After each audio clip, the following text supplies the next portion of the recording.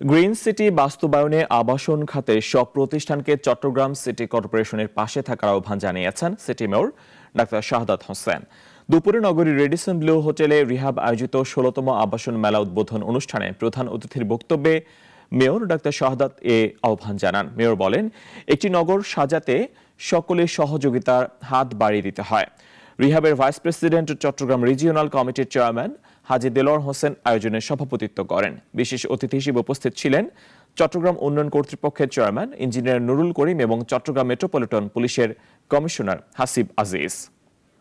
সমগ্র শহরগুলো, সমগ্র ওয়ার্ডগুলোকে আমি গ্রিন সিটির আওতায় আনতে চাচ্ছি।